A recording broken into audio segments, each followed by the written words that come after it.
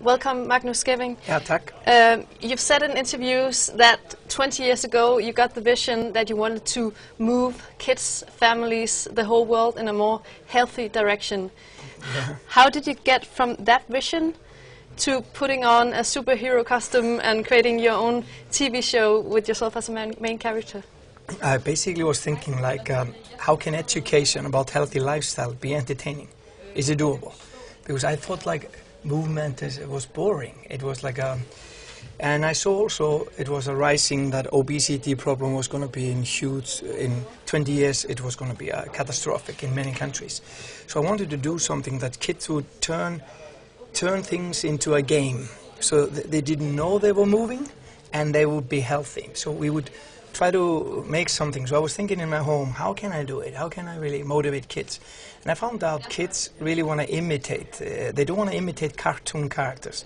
They want to imitate live people. They want to move. They use sounds, and etc., etc. So I created a town called LazyTown and a superhero called Sporgus. And he's a superhero with no superpowers at all. He eats healthy and he moves and he walks on his hands and jumps. And LazyTown is basically built from.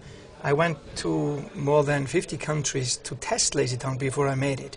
And I spoke to thousands of parents and kids.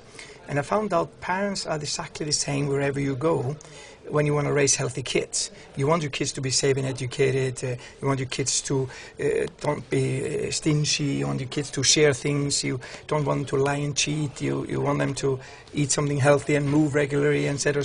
Don't watch TV too much, etc. But kids are the same. They also, wherever you go, they love to move. If you say something, they would move. Yes, let's go. They will be happy. So if your kid doesn't move, there is something wrong. So I want to create this together, something that program would have value for parents, so they can say, this helps me to raise healthy kids without telling them what to do. So in LazyTown, we never tell kids what to do. We motivate them to move more or run faster or eat something healthy and do push-up in one arm or whatever.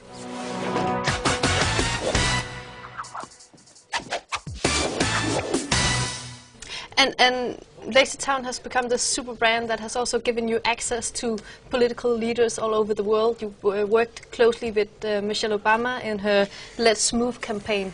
How do you use these accesses to political leaders in your business life?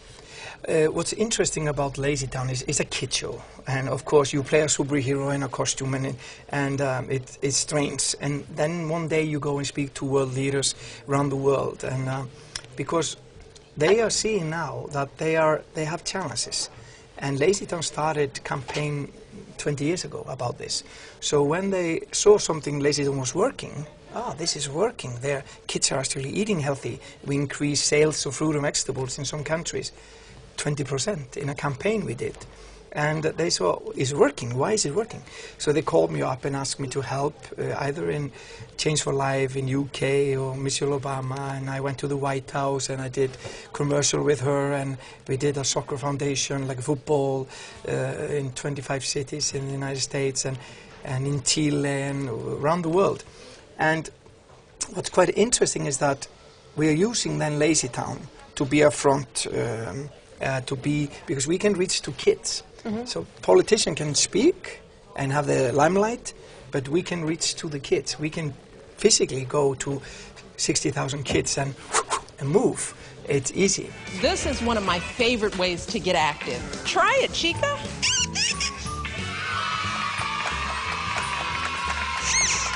It's fun, Chica, and active play every day helps keep you healthy and strong. And this gives you the energy to do it. Let's move! And you're also in the country to kind of help Danish entrepreneurs, or at least you're going to talk at a conference for Danish entrepreneurs. What is your key message to them? Yeah, I'm going to Horsens. I'm going there tomorrow. And basically what's interesting, I come from a very small country called Iceland, and even smaller town. There was 500 people in my town, and was 8 kids in my class. So, and when you came up with an idea in that town, everybody said you cannot do it. You cannot really leave this town. And And I really wanted to do something, and I believed in the idea, and I believe that it's possible to motivate entrepreneurs to create an idea. And what we need in the world right now is new ideas. We don't really need more money. We need more new ideas. And when I say new ideas, we need to think differently. We need to change how we think. Like profit. Is profit only what's left in your bank account after you've paid everything? That's not, for me, that's not a profit. Profit is when, how much impact did your company have on the society? Or did it change the world? Or did it have impact on the health of people? Or did it create jobs? Or did it do something good for the community? So I think that's what we're going to speak about, to take entrepreneurs somewhere in Jutland and tell them, to inspire them, okay guys, what should we do? Danish are pretty good at this. They have always been. But as you mentioned, people were very skeptical of your idea, LazyTown, in the beginning.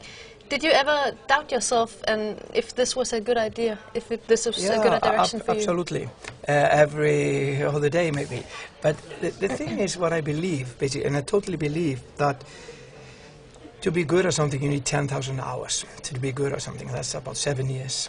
And I think you cannot look at things as a mistake. If your vision is a circle, and you see a circle, and you hire people to do a circle, maybe they do a ring who doesn't look like a ring, and that's the first year, and the second year it looks a little bit, and then in the end, in 16 years, it's a circle. As you mentioned, you sold the rights to your show, and you've taken off the superhero costume just a couple of months ago. You shot the last episode with you as the main character. So where do you go from here?